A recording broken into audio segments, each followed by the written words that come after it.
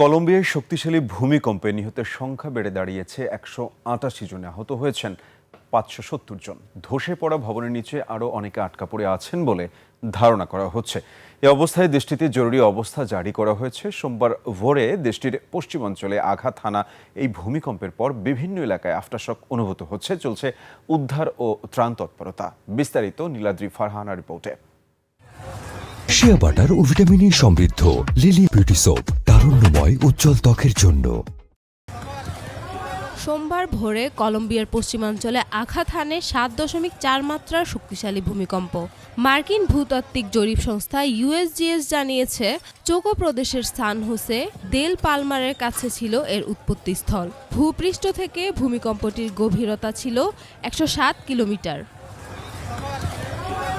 ভূমিকম্পে পশ্চিমাঞ্চলের বিভিন্ন এলাকায় ভবন ও অবকাঠামোর ক্ষয়ক্ষতি হয়েছে। সবচেয়ে বেশি ক্ষয়ক্ষতির খবর পাওয়া গেছে রিসারালদা ও চোকো প্রদেশে। চোকোর রাজধানী কুইবদোতেও ব্যাপক ক্ষয়ক্ষতির কথা জানিয়েছে স্থানীয় প্রশাসন।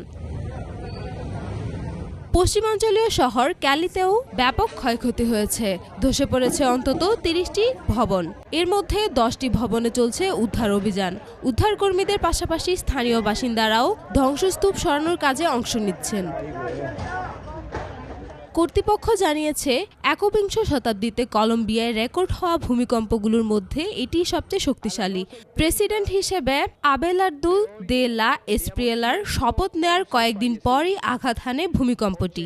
ক্ষতিগ্রস্ত এলাকাগুলোতে উদ্ধার ও সহায়তা কার্যক্রম অব্যাহত রয়েছে। ভূমিকম্পের পর বিভিন্ন এলাকায় আফটারশক অনুভূত হচ্ছে। এ কারণে বাসিন্দাদের সতর্ক থাকার পরামর্শ দিয়েছে স্থানীয় প্রশাসন।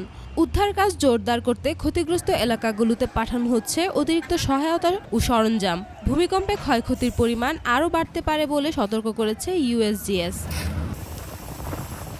Niladri Farhana, desk report, ২১ television.